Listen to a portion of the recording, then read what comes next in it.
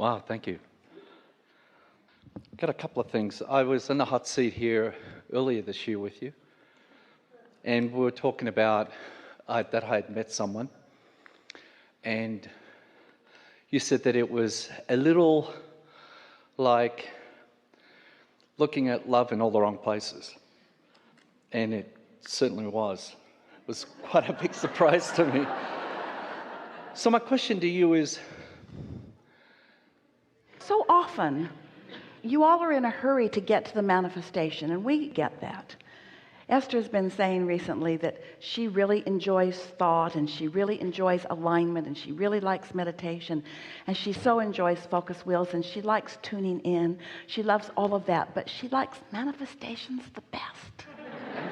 She just can't help it. She just likes the manifestations the best. And that's why you all came. You came for all of it. The manifestation is the part that you want. And so you want to skip to the manifestation.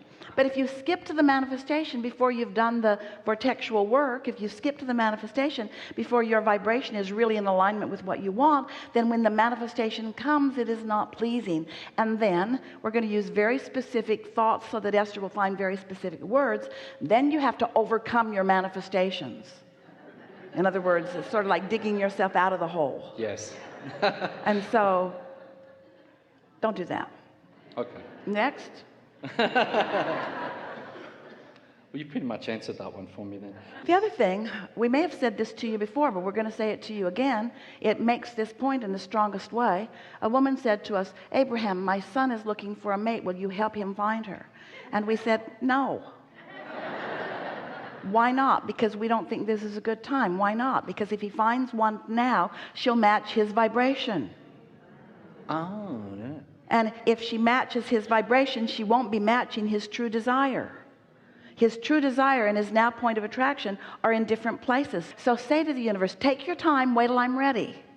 Which is what we were really saying. You hardly ever say that, do you? You don't say, take your time and wait till I'm ready to be a match to what I want. Instead you say, give it to me now and I'll adjust. That's what you say. Or give me what I want now and then that will be the reason that I feel better.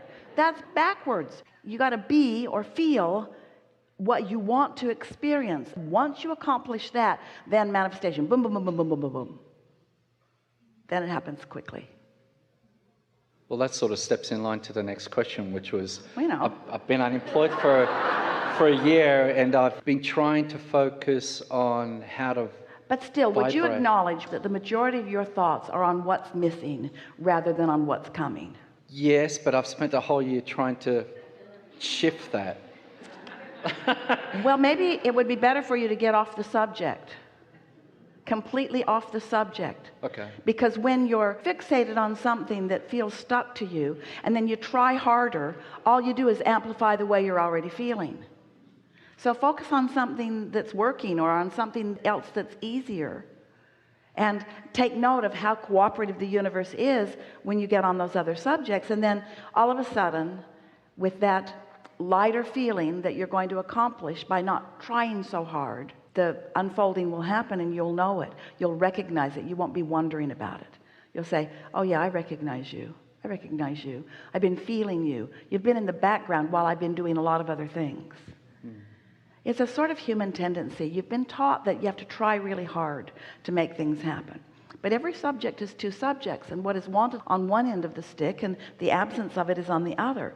And so often when what you want isn't happening and you try hard, you're focusing on the absence of what you want. So in your trying, that's why you call it a struggle. It feels like that. In your trying, you practice vibrations that oppose your true desire. You keep momentum going in opposition to what you want. And don't you know it, as you visit with people who want different things, can't you tell with very short conversations with them how they feel about where they are? This is the message from this, and we've been talking about it already here today. When what is happening right now has the majority of your attention, it cannot vary much from that. Because if what you're looking at is the reason that you're offering the vibration that you're offering, and then the vibration that you offer is the reason that you're getting back what you're getting, and what you're looking at is causing you to offer a vibration, and the vibration that you're offering is giving it back to you, nothing changes. Different places, different faces, but same experience. So the key is you got to find a way to change the feeling. The feeling has to change, and the feeling won't change until the thoughts do. That's how you know. So if you keep feeling lonely, or if you keep feeling discouraged, or if you keep feeling like it's taking too long, and that's really the dominant feeling that you had. Those were your opening words to us. I was here a year ago, and this was what I asked a year ago, and it's no better now. I'm not getting any better results now than I was a year ago. And then we say, that's because you're feeling the same way now that you were feeling a year ago. And so sometimes we know you want us to look into your crystal ball vortex and say, oh yeah, somebody's in there. We'd never do that, right? When you're on the brink, we'll look closer. But in the meantime, you got to be satisfied where you are and eager for more. But if there's dissatisfaction where you are, you can't get what you want. You got to be satisfied with what is. And so some people, that frightens them. Say, you want me to be satisfied with the absence of my money, or the absence of my mate, or the absence of a job that's real? You want me to be satisfied with that? Well, that seems counterintuitive, doesn't it? But you've got to be satisfied. Otherwise, you can't get tuned in. Dissatisfaction will keep you out of the receiving mode. And when you're not in the receiving mode, you'll turn right instead of left, and you'll miss a contact.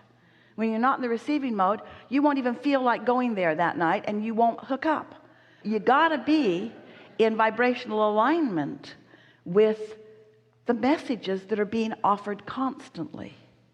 You say, clues, not to tease you. Let's clarify this. Your inner being is never teasing you. Oh, we want so much for you to hear this. So your inner being knows exactly where you are in relationship to everything that you want. Just try to accept that with us for just a moment. And your inner being is calling you constantly, never-endingly, on a path of least resistance toward what you are asking for. Your inner being is always calling you to what your inner being knows you want, but you're hearing it from where you are. That's really key. So if you're in a place that's full of resistance and your inner being is calling you, sometimes it feels like a struggle when you go, because you can only hear it from where you are. As you get off the subject and you focus upon other things that are easy for you to feel good about, now you're going to hear your inner being calling you about one subject from a place that's in a different vibrational frequency. Does that make sense to you? We'll be more clear. So let's say on the subject of relationships, your frequency is lower and slower, and your inner being's calling you from up here. So it's a very faint call that you're hearing. You're hardly even hearing it. You're not even sure that you're hearing it. Your impulses and intuition aren't working out very well for you. You're not hearing it. And you think, well, I'll just think about this more and more. And the more you think about it, the more lonely you get. And the more you think about it, the more I'm not being a very good deliberate creator you feel. And the more you think about it, and the more you take score of where you are, the more you think you must be doing something wrong, or you must be missing something. All that's happening is that your now reality is dominating your vibrational frequency on that subject. So here you are, your inner being's calling you toward this relationship, but you can't hear it because of where you are. So then you decide to just let that go for a while. You decide to focus on your work, which is easy for you to feel like this. Or you decide to focus upon the beautiful day, and it's easy for you to be there. So you're focusing consistently, not just in a spattering way. You're focusing consistently on things that are causing you to feel better, and now your inner being's still calling you about your relationship, but now you're up there where you can hear it. Oh. So you got that, didn't you? Just get happy, and you'll hear, and the results will please you. Thank you. Yes. I understand it.